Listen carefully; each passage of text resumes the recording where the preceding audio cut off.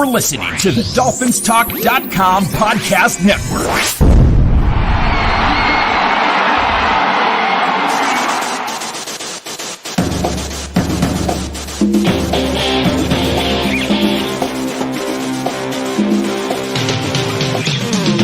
You're listening to the DolphinsTalk.com podcast, the most listened to daily Miami Dolphins podcast on the internet. Come on, Dolphins fans. Time to fins up. All right, Miami! Miami's got the Dolphins, the greatest football team. We take the ball from goal to goal like no one's ever seen. We're in the air, we're on the ground, we're always in control. Hey, when you say Miami, you're talking Super Bowl. 'Cause we're the Miami Dolphins. Miami Dolphins. Miami Dolphins number one. Miami Dolphins. Good evening, Miami Dolphins fans. How are you today? And thank you for listening to the DolphinsTalk.com podcast on this Tuesday, April the 23rd. We are about 48 hours from the start of the NFL draft. It's finally almost here. I am mock draft out, Dante. I can't look at another mock. I don't want to hear another player profile rundown. I'm just ready for this thing to be over with. Me too. This is always like the worst time for rumors. Everybody's trading up right now. Everyone's moving. Everyone's the second overall pick. It's great, but it's also really annoying. I'm like Xavier Worthy to Miami at 21. Xavier Worthy to if they take him at 21, folks, you're going to want to tune into some of our post-draft shows because I'll lose it. I'm okay, as I've been saying, I'm okay taking a wide receiver at 21, just not him. If we draft another undersized, fast wide receiver when we got two of them already, I don't care if we're going to move on from Tyreek in 12 months. That is incompetence at the highest level. And I don't think it's going to happen. I think it is a smokescreen. I'm just throwing it out there now. You want viral entertainment Thursday night. If we end up with Xavier Worthy, tune into the post-draft show with myself and Tom. Real quick, say they get him at 55. That's fine. Okay. I wouldn't love it, but I'm okay at 55. All right. And even if they trade back from 21 to 32 and pick up a second and a fourth, I still don't want him in round one. It okay. Doesn't make sense. Okay. Now, I'm with you. Yeah. I know you are. At 55, and we already have another player, whether it's a left tackle, an edge rusher, whoever, Newton, I don't care who, pretty much anybody else, then I'm okay with it. But as the first player you take in this draft, Sam, that's a tough one right there. But we're going to, tonight, it's the last of our draft preview shows. We're going to break down cornerback and safety, two positions that might surprise you, and Miami and Chris Grier could take in the early rounds. And if we got time, we're going to talk about linebackers as well, because this is a bad linebackers class, so we're not going to spend a lot of time on it. But as always, a big shout out to everyone listening at finheaven.com.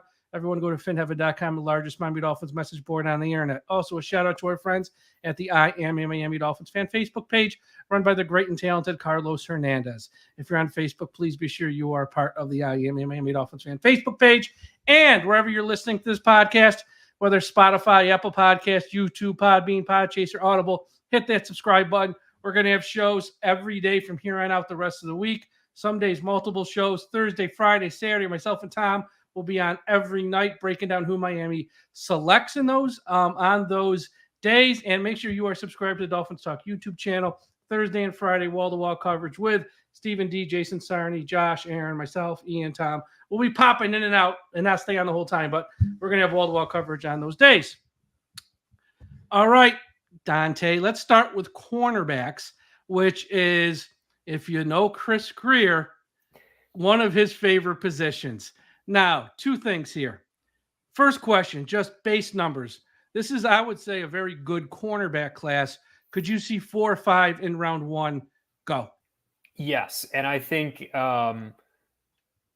there's a very big drop-off between the top 5 and the rest of the group. Not to say that the rest of the group isn't talented, but I think there's 5 guys who can go in that first round, and then I don't think we see a 6. So 4 to 5 feels about right, especially given all the teams who need secondary help.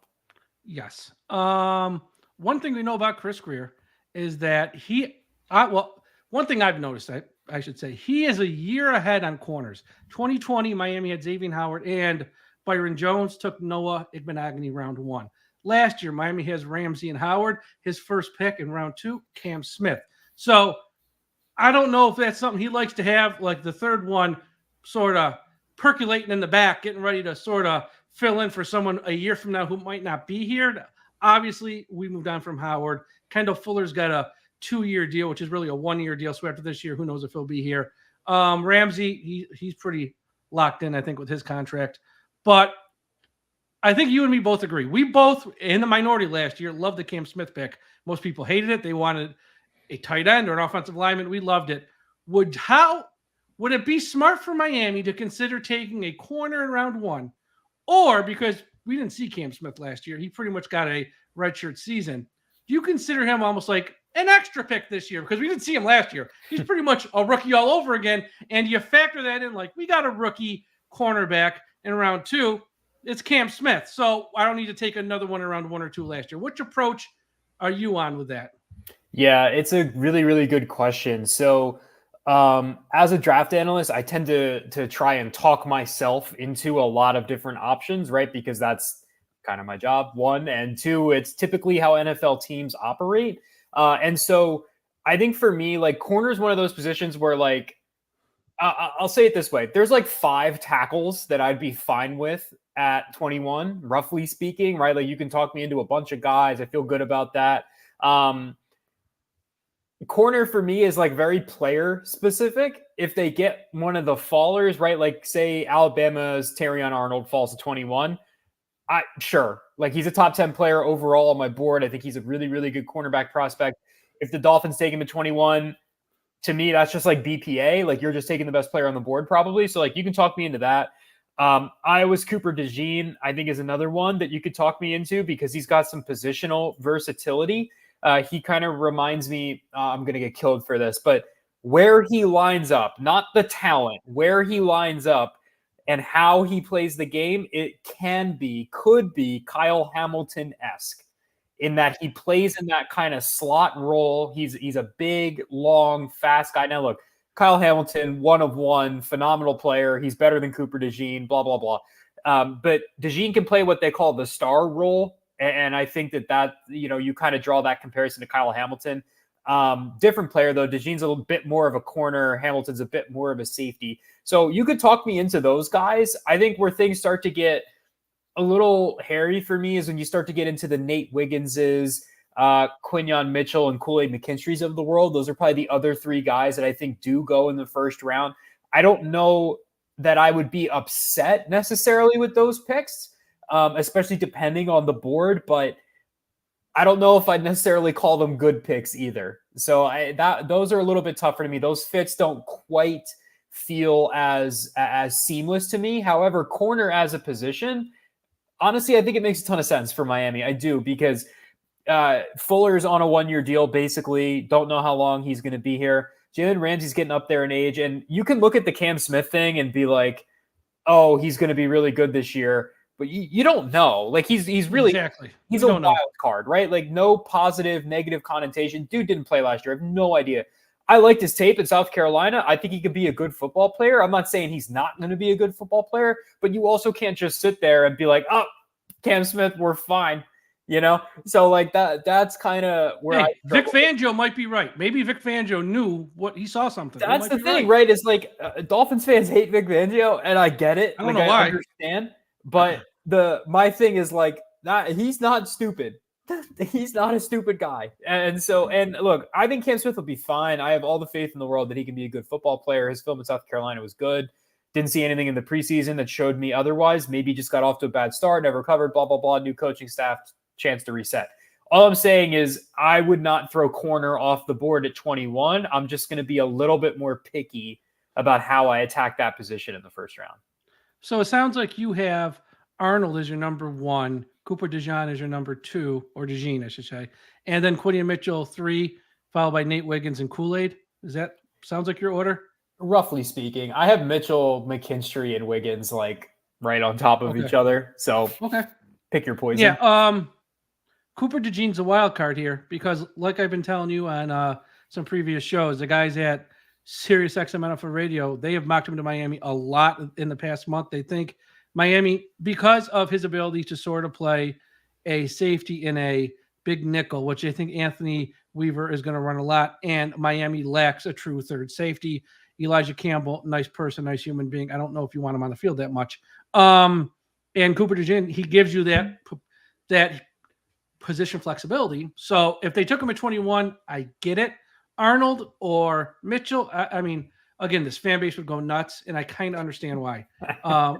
Because it does come down to, now that we are going to pay our quarterback however much, 40, 45, 50 million on average per year, these draft picks have to hit. And it's not just hitting, it's about how you put together the roster. You cannot just put endless draft capital into one position and ignore others, because you don't have the ability in free agency just to write out checks left and right and pay people, because you are constrained by your quarterback taking so much of the cap. So it does come down to, we just paid Ramsey and we gave up a 3rd round pick to acquire him. We took a 2nd round pick on Smith. Now we're going to take a 1st round pick on another person in the secondary. And we have a 2nd round pick tied up in Holland, who we might pay and keep. It's like, can we invest that much draft capital money into one position group? Because we know what's lacking, which is defensive line a little bit and some other areas. So that's the question. I would say working against taking someone in the secondary. But if they did, again, these are very good players, and this is a pass-happy league. You need secondary help. It wouldn't be a bad pick. Just probably wouldn't be near the top of the list, probably for most Dolphins fans. And for me, I'd be like, I get it, but I'd also want to see who else was on the board that we passed on. Yeah, I think that makes sense. I think you make a good point about like future roster building. What I would say is that, look, would I rather them spend $1 million picks at offensive line? Sure, but that's not where we're at. Not realistic, yeah. But you can do that at corner, and like I'm okay with saying like, hey, we're going to spend a lot of resources in the secondary like that. Like of all the places to spend a lot of resources on, I'm okay with that. That doesn't bother me. Would I have rather them be in this position on the offensive line? Yeah, probably, but that didn't work out. So I think like the idea of getting a 1st round corner at 21, like if they get Quinyon Mitchell, they take Terrion Arnold, or if they take one of the other guys and they end up being a good football player, like, I don't know, that's a lot of savings. Corners are not cheap. So no. I don't necessarily view that as a negative. Yeah. You want the 5th year option. I don't like, if we're talking about linebackers or when we did the guard show, right? Like that's to different. Me is like, it's different. Yeah. So like corners, you know, and people like to hate on Chris Grier for his love of premium positions, but there's a reason that that's a good team building approach.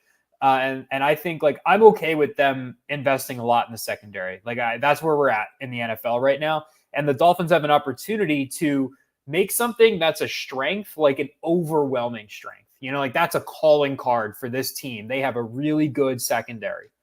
It's not a bad thing to have. There's worse calling cards to have by far. Hey, look, if they were to take one in round 1, you would have to forecast out and say they take Arnold or Cooper DeJean, you know, in a year or 2, we know how this league works. You hope in a perfect world, Cam Smith, whoever you take this year, maybe you pay Holland, your secondary is set up for a long time. We know how the league works. Ramsey's here for another year or 2.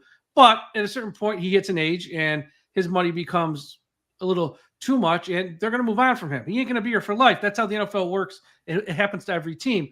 But you would have 3 young pieces, if they can pay Holland, 3 very good young pieces in place for many years moving forward, securing your future in the secondary. That would be the thought process of them making a move there, which I get. Because secondary in this league, which is so pass happy, is extremely important. And like you can get by with lackluster guards. You can find a guard in round 3, 4, 5 who can start maybe not year 1, but year 2. Pretty quick. At corner, it's a little tougher. That is truly a skill position right there. Yep. Yeah. And they're expensive too. The good ones are expensive, whether you have to keep them in your own building or you have to go outside and find them. And you're typically Sneed. Yeah. And you're typically getting guys who like Sneed's so rare because he's a younger player who is going to hit the market, right? You typically, when you get corners in free agency, they're the Kendall Fullers, right? The fringe 30 guys who are good football players, but they're not a part of your long-term plans, right? Like they're kind of mercenaries. You sign them for a couple of years and they leave. So I don't really have a problem with them necessarily investing in corner. Like, is it the most immediate need on the team? No, but if they're sitting on the board and The tackles they like are gone. Brian Thomas Jr. is gone. Maybe Jerzon Newton and Byron Murphy are gone. And, they're sitting there and they're like, all right, we're going to pick between Terrion Arnold and one of the edge players. And they go with corner. Like, I don't love it. It's not perfect, but I get it. It's not a bad pick, right? Depending on the corner. So I think, and again, like that just goes to show, like maybe Anthony Weaver's in the building and he says, you know what? Coverage is more important to me than pass rush. Maybe. Yeah. I don't know. And if it is, then they should take a corner, frankly. Don't draft an edge rusher if your defensive coordinator is like, I don't want him. That's what they did last year with Cam Smith, and look where that got him. Nowhere. So it'll be interesting to see. I think, I'm glad we're spending this much time on this because I want fans to be prepared for this to possibly happen because I don't think it's completely far-fetched. I wouldn't bet on it. I wouldn't put any money on it. But, like, I don't know. It might be – like, I think they'd take a corner over Brian Thomas Jr. Oh, I think they take a corner over him. I think they take a corner over Jackson Powers Johnson. I would think they take Barton's a little different because he can play all 5 positions, so they might fall in love with that. I don't know. So he's like a little bit of a wild card. But even someone like, say the big offensive tackles go flying off the board, and by big I mean like the top 5, and you're left with someone like Mims, who I know you're very high on. They could take one over Mims because they could say, you know what? We got next year, we have all those picks. And by all those, they expect to have rounds 1, 2, and round 3 that they expect to have 3. We can fill some of these things next year. We're okay at tackle this year, per se. We need an instant player to help in the secondary this year. So let's take a corner who's going to be on the field a lot, hopefully. That's where, I could totally see that as well, for sure. Now, round 2. Say they don't take one in round 1. You said there's a big, like, after top 5, there's a little bit of a fall off. But there's still guys who are going to go in round 2 because we know how important the position is. I'm going to throw out some names. Let me know if any of these guys are a scheme fit or that you like at 55, if Miami were to do that. TJ Tampa, Iowa State. Mike Sanstrilli from Michigan. Kamari Lassiter, Georgia. Enos Rakestraw, Missouri. Chris Abrams, Drain, Missouri. Do any of them make sense at 55? Is that a little too high for some of them, you think? Just round 2 guys. I'm going to be honest. I don't know if any of them will get to 55 outside of they're all going to be gone. Drain. I look, here's the thing is, like, there's a huge cornerback need across the NFL. I released a 3-round mock draft this morning. There are so many teams that need corners, man. It's just like, maybe they don't need a starting corner, but like you look at the Lions at 29, the Ravens at 30. I could see the Chiefs taking a corner. I could see the 49ers taking a corner. That's 4 straight picks in the bottom of the first round. Then you get to the second round. The Cardinals need a corner at the top of the first round. Everyone's pegging the Panthers for receiver at 33, and I get it. Their corners suck too. So, like, there's the Giants. There's a million teams that, like, if they took a corner, I'd be like, yeah, sure. I think the best scheme fit of the players you just mentioned is probably Kamari Lassiter from Georgia. I think he's a zone corner, and I think the Dolphins are going to play a decent amount of zone this year. Really, really smart football player. Not the best athlete in the world. He's not fast. He's not necessarily explosive. He's really smart, has really good anticipation.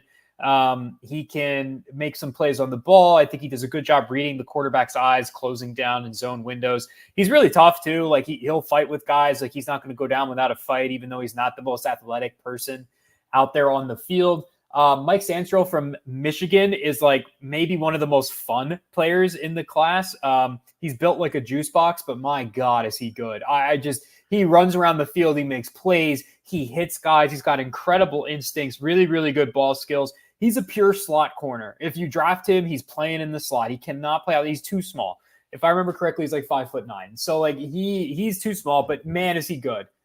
Like he, to me, is someone that you draft in the second round. He's a starter for you in the slot long-term, and you just kind of like make do with some of the plays he doesn't necessarily make, but he's got, he was a wide receiver before moving to corner. So he's got really good ball skills. Yeah. 5'9", 182, which puts him in the 11th percentile.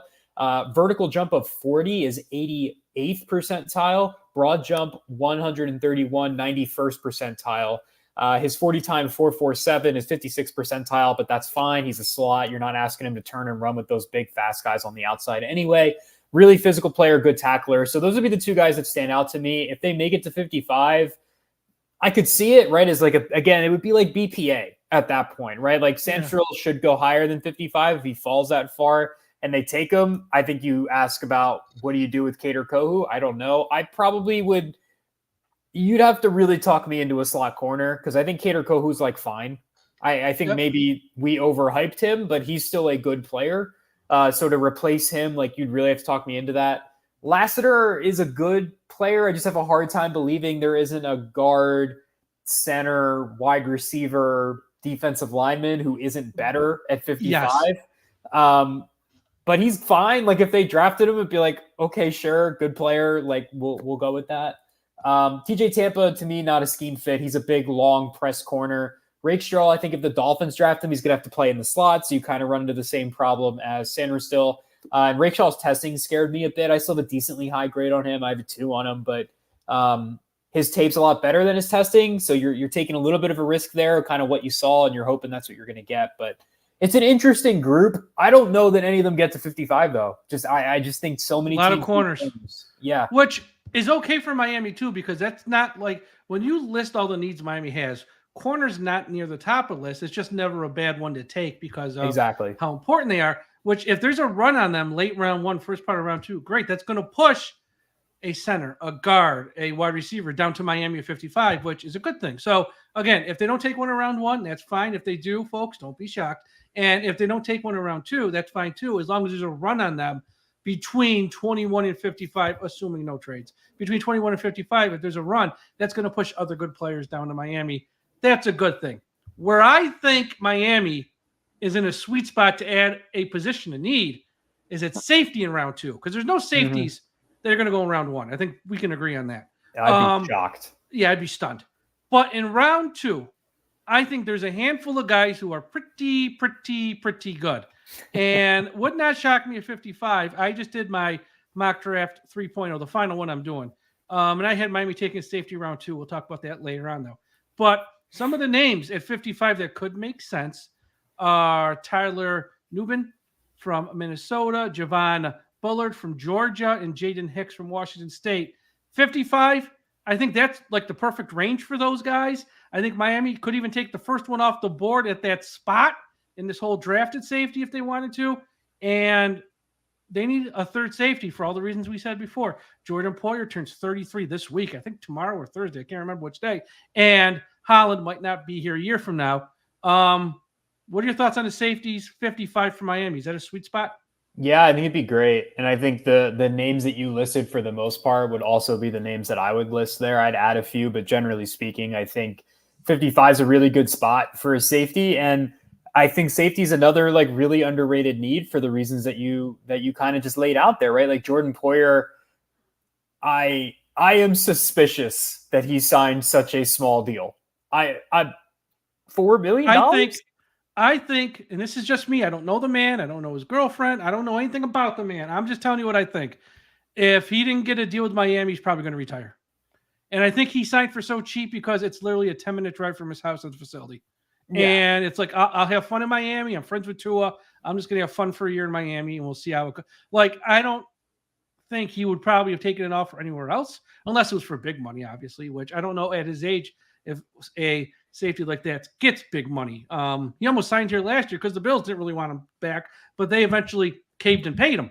I think for 1 year it's fine, but no, you got a 33-year-old man playing safety, and you have to expect a little bit of decline, and maybe, he's going to be a little sore more than the normal player, and he's 33. You have to, so many fans of Dolphins, and look, not to bash on the social media group, but there's so many fans who think this year every player that Miami lost sucks and every player they signed is great. I would have rather had Elliott and or Jones and Jordan Poyer. Call me crazy. They're younger, ascending players. Poyer has seen his best days. Not that he's bad. He's just seen his best days. I think that's a safe thing to say. No, I would agree with that. And what I'll say here is, as keeping it with safety, is I think what the interesting conversation with safety is whether they want somebody who has a bit more range and like coverage ability. Free safety, strong safety. Yeah, versus a strong safety, right? Somebody in the box. My guess is strong safety. So that kind of narrows it down. Assuming I would like to think that they think Javon Holland's in their long-term plans. I hope, right? So I would like to think that they don't need another free safety. So for me, like Tyler Nubin, I think could do both. So if they draft him, I don't think like that's necessarily an indication that they're not going to stick with Javon Holland. That said, I like him a lot better in coverage than I do against the run. So I don't know how I feel about that fit.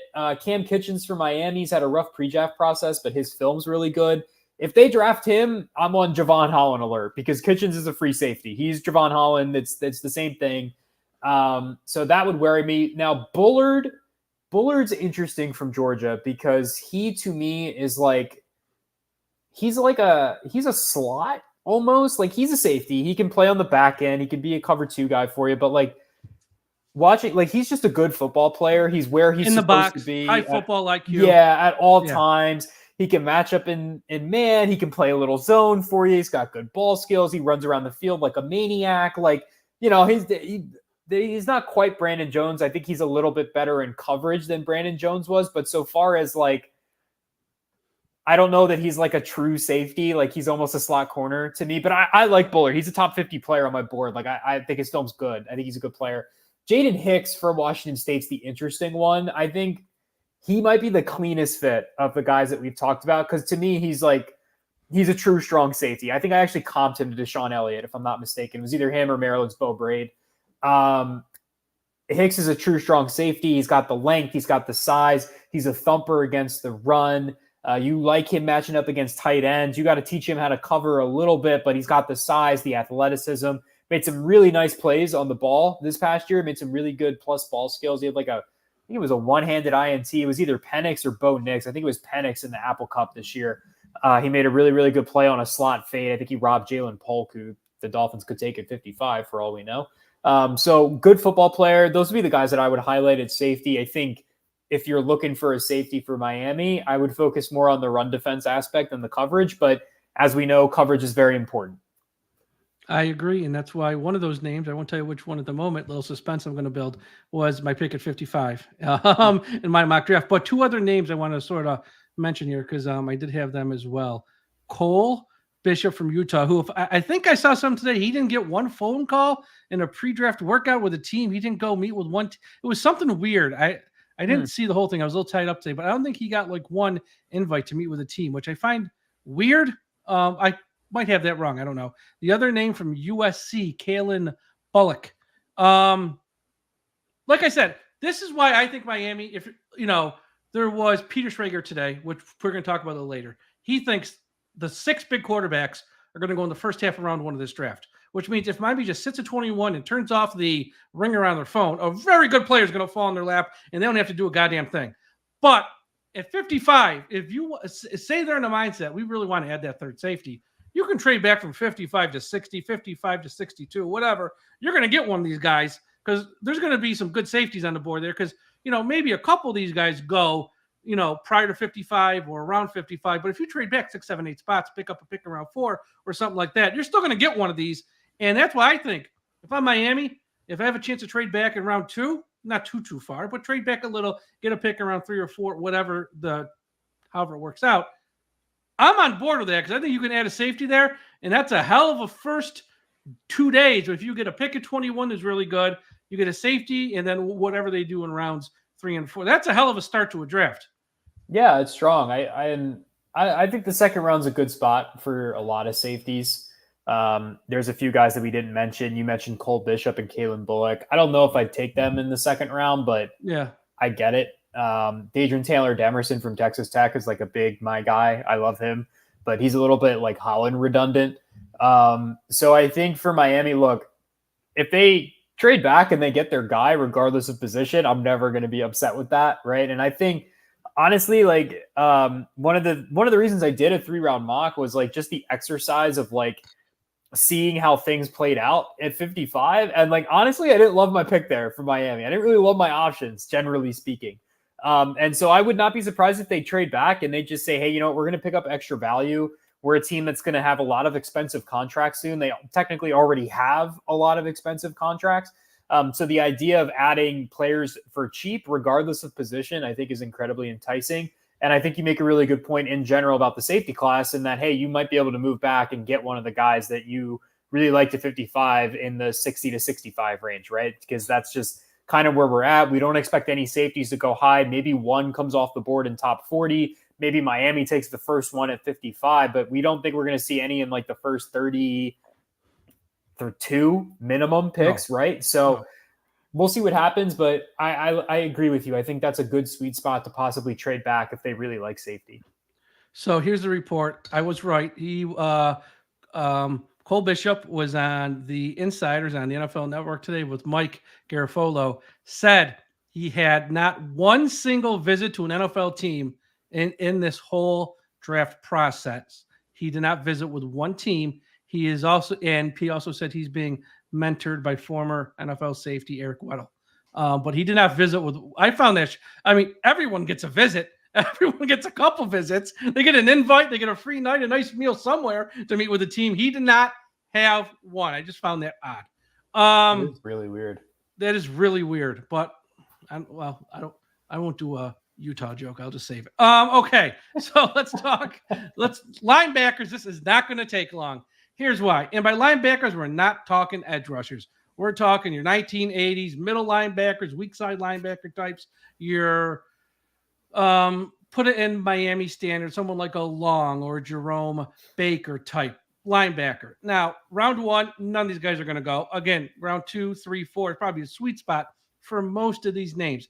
This is probably not a big need for Miami either. We know Miami on that side of the ball needs help at edge and up front with their tackles, not so much at like pure linebacker. Peyton Wilson, NC State, Edgerrin Cooper, Texas A&M, Jeremiah Trotter, Clemson, Junior Colson, Michigan. Are those your like top 4 rounds 2 through 4 guys? Yes, those are my top 4, almost in exactly that order. Look at that. I'm nailing it tonight. I'm on point. Here's a question for you. Guess how many day 2 grades at least I have at linebacker this year? Not where I think they're going to go, based on film. 3. 1. Peyton Wilson. Peyton Wilson. Peyton Wilson. I knew it'd be a small number. I think it'd be Peyton 1. Wilson has a really high 3rd round grade, and every other linebacker I watched has a day 3 grade. Makes sense. It's a bad position this year. It's not good. Some years you get it done. And thankfully for Miami, they don't really need help there. They have players at that spot. And who knows, maybe 2024 is the year we see Channing Tindall do something. I'm not holding my breath, but it could be, again, kind of like Cam Smith. You're hoping you get something. It's like an extra bonus pick. I mean, he was picked end of round 3 in the compensatory pick area, which truly is the start of round 4. That's what people don't understand. Those picks in round 3 are so late. It's the start of round 4 at that point. But we've gotten nothing out of him, and I'm not saying we will this year. He'll be on his 3rd coordinator. If the first 2 couldn't get nothing out of him, build a statue for Anthony Weaver if he gets something out of Channing Tindall at this point. But yeah, I mean, linebackers aren't a need. It is what it is, and I'm not worried. I mean, if they take one, great. Trotter from Clemson gets a lot of, I would say, buzz only because of who his father was, I think, not because he is some generational linebacker by any sorts, but a second generation guy. So who knows? All right. We're going to close up this show here and we're going to have a little fun. First off, I'm going to give you my 3.0 mock draft. I want you to give me a grade on this. The final one I'm doing. Wow. So here's the problem. Round 1's like in most years, they have a need or 2. And you can say, okay, there's like a few names here. One of these, you feel a little more comfortable. This year, round 1, the variance on all these players is crazy. Some people, now I'm seeing Latu might go in the top 10. There's a rumor Murphy could sneak into the top 10. And then you see some mock drafts and they're going like 25, 26. So I have no idea where those areas are going, but I still went with Verse at 25 because I do think those corners are going to go. First off, I don't know if 6 quarterbacks are going to go like Peter Schrager said, but I think 5 will. And if 5 go in the top 16, then some of these players got to fall. I think offensive tackles are going to go flying off the board, as we said. We know for sure 3 wide receivers are going to go. You might get Brian Thomas. The team might get jumpy. Take him. If Miami, I think if they're going to get someone on the front, if they're going to get a Murphy, a Versa, Latu, the teams to watch are Cincinnati and the Rams. because they're in the same type of need area as Miami. If they both start taking those guys, one of them might not be there. I think one of them will go elsewhere. I think Cincinnati will take an offensive tackle because you're paying your quarterback a ton. You got to protect him. And the Rams, this is the Rams' first round draft pick since what, 2016 or something, something like that. It's been a while. It's insane. They really took FM picks to the next level. So I went with Verse in round 1. Round 2, I took my safety, Javon Bullard, because I think he's Jordan Poyer light right now. He's pretty much the same thing as Jordan Poyer. Round 3, I stayed with Georgia. Wide receiver, Marcus Rosemy Jack Saint. I'm sure I pronounced that wrong, but wide receiver in round 5. Round 6, I took a tackle, Justin Ebuich from Alabama. And then around 6, I took Caden Wallace, Penn State, offensive lineman, play tackle guard. Then round 7, just out of spite, the punter, Matthew Hayball. I'm not changing that punter pick. So what's my grade from Dante on that? So we got pretty much Verse and Bullard. That's it. You're grading. Yeah. You're grading. Verse and Bullard. I mean, I think that's a really solid B+. I'd be very, very happy with that. Bullard's tough because I think he's a very good football player. I just I don't know how smooth the fit is going to be. And also again, maybe Anthony Weaver, I don't know exactly what he's going to roll out. Right. So this is me. I'm almost guessing on a guess, I'm trying to get 2 steps ahead to what I think Anthony Weaver's defense is going to look like. And I have a tough time figuring out where Bullard's going to play, but I think long-term, it's a good pick because he's a good football player. I think he can play in the slot for you. And if you want to put him at safety over Jordan Poyer, I think you could do that. So I think it's a great draft. Verse is great. I want to see where I have Verse overall on my board, very high. You have a first round grade for you? Because I know. Yeah. Okay. Yeah. So he's my 11th overall player. So you get him at 21. That's great. Bullard, I think, is 50 on the dot. Yeah, 50 on the dot. So 55, that's a great pick. Sign me up. Perfect. I think it's a solid B+. Okay. I like it. Perfect. Now, Rosemary Saint's a good special teams player that's what you're looking there. Around 5, you're looking someone who can help on special teams. And also he has long arms. He has a little bit of size, which we don't have in our wide receiver room. Yep. So I think he can sort of be a guy complementary there. In round 5, you kind of know what you're getting. Maybe not so much this year. You have him maybe next year. He's more in the mix as a number 3 or 4 wide receiver. Because the reason I went so heavy on one side of the ball in round 1 and 2 is because I do think at the end of the day they're going to sign Odell Beckham, and there's been that report from the Miami Herald that they're talking to 3 veteran offensive guards, and they'll probably sign one of them. And that's going to plug those holes on offense this year. And they can look for long-term answers that again next year when they have way more picks. And this year, I think, and I wrote a whole article on this. It's up on our website. I wrote it last week. The Dolphins defense is not very good. And even if they had Chubb and Jaylen Phillips right now, there's still a lot of holes that it's not as good as it was last year. And they need youth. They need some speed. They need some youth, and they need new blood on that side of the ball. And I think this is the place to do it. And I think with the offense, look, it's just still the number 1 offense last year. I know in the big games in the big spots, they struggled, but it was still number 1 offense at the end of the day. That's got to come for something. And they did it with a new offensive line every week. So if they go out there and sign a veteran guard, get someone else to play center with Austin Jackson, Armstead Lamb's back, that mix. So you're fine there, Wynn and probably Liam Eichenberg at left guard, you can survive and be okay. So that's why I'm looking to add on defense. And that I think you can sort of look, they only have so many picks, kick the can down the road a little bit on offense and fill that with guys post June 1st, where if you look at post June 1st guys to sign on defense, they're just not there. Yeah. And what's really interesting about this class too, is that the Dolphins might be able to benefit if that's the direction they want to go. I'm not saying I think they should or shouldn't, but let's say that's the direction they want to go, right? It's just a theory. Yeah. Yeah, right. So they could benefit from the fact that this is a really strong offensive class. And I think we both expect to see a lot of offensive players go high early, but also just generally speaking, right? We just had the corner conversation, right? And I named 8 teams that could need a corner. I could do the same thing for receiver. Almost all those teams need a receiver. Almost all those teams need guard, right? And those positions could get pushed up. So the Dolphins, could benefit from getting players where like I have Jared Verse at number 11 overall, right? Usually you see those edge rushers in the first round. They're usually much higher on big boards. So like Jared Verse, maybe not the typical first round edge rusher, but he shouldn't go at 21 either, right? Like he should go before that too. So I think that like the Dolphins have an opportunity if they decide that, hey, we want to attack defense, that's what we're going to do, to kind of benefit and let better players slide to them because teams are reaching on offensive players, or there's just that many good offensive players who are worth those picks.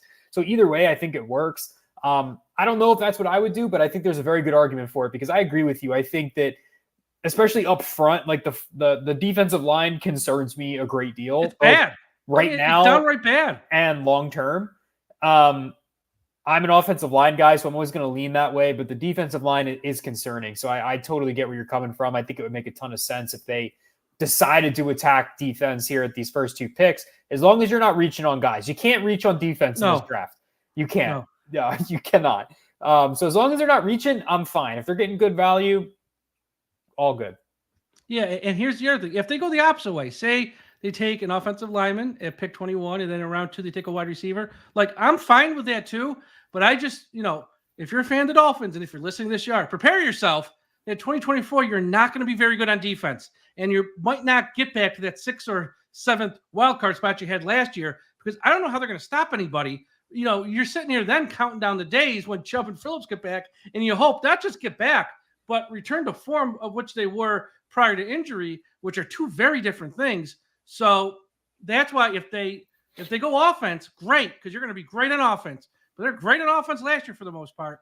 I just don't know. You're dependent on, again, 33-year-old Jordan Poyer, 32-year-old Shaq Barrett. He turns 32 in season, one of those months. I forget which month exactly. It's a lot of older guys, and you're hoping Kendall Fuller. I know financially it made all the sense in the world to take him and not take Howard, but you can make a case last year Howard had a better season, even though he missed a couple games, and it ain't like he missed a ton. He missed like 4. He had a better season than Kendall Fuller, who I think the passer rating against him was like 120, and he gave up 9 touchdowns. But I know fans just, I want Kendall Fuller. Okay, you got Kendall Fuller. Be prepared. What you got with Kendall Fuller? And then people's like, Washington was terrible on defense. Okay, well, we'll see this year. We think Miami's 85 Bears in front of them this year. I don't know what you expect. So here's my last question, the magic question for Dante as we wrap this up. As I said, Peter Schrager was out with Pat McAfee today. He thinks all 6 quarterbacks, the top 6 quarterbacks, are going to go in the top half of round 1. So pick 20. Let's say that happens. Play it out. It happens. Okay. That means Raiders are taking a guy. Probably the Broncos are taking a guy. They're getting their quarterback situation locked up. They're taking guys. So if he's 21, someone's going to fall. You're Chris Grier. You're sitting there on the clock. You have your choice because someone's fallen. Not all these guys, but like a handful of these guys have to be there. Murphy, Verse, Barton, JPP, Mims, and Fasciano from Penn State. Which one you taking? Oh, dude, Fasciano's like my 4th overall player in the class. Really? So, yeah. Okay, take him out then. He's my 5th overall player. I'd sprint that card in so fast. So let's say Murphy, Verse, Barton, JPP, and Mims. Who are you taking? All right. Who am I taking, or who are the Dolphins taking? Who are you taking, and then who are the Dolphins taking? Okay, I'm taking Mims. Okay. I just think he's good. I think he's a future left tackle. I think that's really important. I don't like passing on that when you're going to pay your quarterback soon. That's just not something that I would do. Okay, so the other options, right? Verse, Byron Murphy, Jackson Powers Johnson, and Graham Barton. I think the Dolphins would take Byron Murphy. I agree. If I had to guess, because one, I have to understand that I am lower on Byron Murphy than the NFL. There's too much smoke around that fire for me to deny it. He's a good football player. If the Dolphins take him at 21, sure, I'm fine with that. I'm not saying he's bad. But like the thing right now is the Bears are going to take him at 9. Like I've seen that. That's the fire right now, right? So like I don't think he's that good. I don't see a top 10 player in any class on film. He's good. Top 10 would be bonkers to me. I would not understand that. So I have to understand that the NFL is probably higher on him. So I think he would probably be the pick at 21. I think it would be him or Verse. I'd be very surprised if that was the board and they took Barton or Jackson Powers-Johnson. I think Amarius Mims is probably like number 3. Like, I think it's Murphy versus Mims. I don't even think they look at Powers-Johnson or Barton in that spot. If I'm going to be honest, I don't think they would.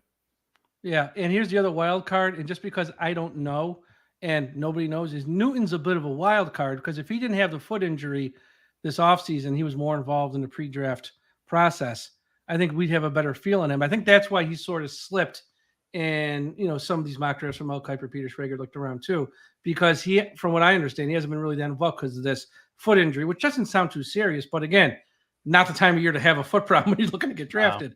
Wow. So I guess it was like a minor operation he had on it. Again, nothing major, but you know how teams get scared this time of year about stuff like that. So Newton's another wild card. I'd be all on board taking him at 21. I actually like him a little bit more than Murphy, which I know you do as well, but I know we're in the minority on that. Most people like Murphy more, which is fine because I think they're close. It's not like much of a difference. But he's another wild card at 21, and he might be one if they do trade back in round 1, 3 or 4 spots, whatever. Newton might be there too, and he's that would be fine at that point. But I just think if all those quarterbacks, even 5, not 6, even 5, go in the top 20, essentially, I think Miami's going to get a really good player fall in their lap. And even Chris Grier can't screw this up. That's all I'm going to say. I think 4 quarterbacks go in the first round. Okay. I tend to agree with you. I'm not buying the Michael Penix is suddenly a top 15 pick thing. I'm not doing it. Yeah, I think what's going to happen. I actually think what's going to happen. And who am I to tell Peter Schrager he's wrong? What I think is going to happen is once teams like the Broncos, because I think the Vikings are going to slide up and get somebody out of the top 4. I don't know who they are. I know the Raiders want to get to 2 because Pierce has a relationship with Jane Daniels. I don't think Washington is going to trade out, so I don't think they can. But once the top 4 are gone, you're going to start to see, I think, the Broncos and the Raiders position themselves to get back into the end of round 1. Now, I know the Raiders don't have a lot to move, but you can always move future picks to do that if they really want somebody. And I think the same with the Broncos. I think they're going to start to position themselves to get back to the end of round 1 to get someone. And I think when round 1's over, you'll see 5, maybe even 6. But the top 5 or 6 in the top half of round 1, that might be a bit rich. I just have a really hard time thinking about Sean Payton sitting in a room watching Michael Penix and Bo Nix film and being like, yeah, that's a first-round player. I really just don't. But if he doesn't make that move and he doesn't get a quarterback in round 1 or 2, it's even tougher for Sean Payton to stand on the sideline for 17 weeks and go through a 5-week training camp knowing we're going to suck this year and we're going to lose a lot. Maybe you're right. I mean, they did just get Zach Wilson, Mike. They have Zach Wilson. I know Zach Wilson's coming. Lock up your mothers. But here's what's going to happen is, he's going to, I think, figure, the hell with it. I'll roll the dice. Let's take one of these guys. And if it bombs, I'm getting fired. I'm getting all the Walmart money anyways from the family. Who cares? I mean, he's won his Super Bowl. He's got his reputation. If he's there for 2 or 3 years and they end up with Nix or Penix and they don't work out, his situation's unique because he already won a Super Bowl. I mean, I don't know if he's going to the Hall of Fame, but he might be more risky with this than someone like a Pierce who has, it's his first job essentially, has to be risk adverse not to royally screw this up. Wouldn't it be more risky to not take a quarterback? Wouldn't that be more? Because that feels more Sean Payton to me than, I'm just going to take Bo Nix. You're going to play Jarrett Stidham for 16 games? Look, I'm not saying they should do that. I'm not saying I would do that. But, if you're not getting up to get... Or just hoping round 2 someone falls to you? Yeah, honestly, I would just sit there. And if you hear chatter, maybe you move back into round 1 and you get Bo Nix, you could maybe talk me into that. I still wouldn't do it, but sure. I wouldn't. But I wouldn't do it. Yeah. I think if you're Denver, in my 3-round mock, I had them trade up early into round 2 to take Bo Nix. I had the Raiders trade up early in round 2 as well to get Michael Penix. that makes significantly more sense to me. I just cannot imagine a universe where, and I like those guys. I think they're fine, but I just, you can't. Round 2, they're fine. Yeah. Yeah. Like top 15 for Michael Penix and Bo Look, Nix. I don't even like JJ McCarthy in top 15. Me We're talking neither. about him going number 3 possibly, Me which I neither. hope New England screws this up and does that. I pray. Like, if you want to talk about screwing up the quarterback pick, take JJ McCarthy 3rd overall. That is screwing up the quarterback pick because that guy just turned and hand off. They're going to take, as I said, they're going to take Drake May. I'm going to be sick. I know. I'm going to be sick to my stomach. I think he's the close. I mean, you have him 1 overall. I think he's number 2, but it's close number 2. I think he's that good. And I don't want to see him with the Patriots. So that's why I'm hoping Giants maybe talk them out of it and trade up. Vikings, are just trying. They're dying to trade up for any one of the top 4. And they will too, because they have enough to part with. So they will slide up and get one. But I don't know. That's why the top of round 1 with, you have the Bears, you have Washington, you got the Patriots, you got the Giants are a wild card, and you got the Vikings. There's 5 teams, only 4 quarterbacks. Yep. And if the Giants say we're okay with Jones, then it's fine. You got your 4 because they're going to trade up and they'll get one. But if they don't, then one of those teams ain't getting one. Because if the Giants sit there and go, we're going to slide up 1 spot, which doesn't take much to do, and take a quarterback, or slap to 4 and get them, which doesn't take much to do. Minnesota's screwed. And then they might have to reach on a quarterback in round 1 because their quarterback situation's worse than Denver's maybe.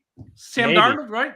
Yeah. Yep. Darnold versus Stidham. That's an all-timer. I just we saw Will Levis go in the 2nd round last year. And dude, I would take Will Levis over Michael Penix and Bo Nix 10 ways to Sunday, man. It wouldn't even be close either. It wouldn't even be close.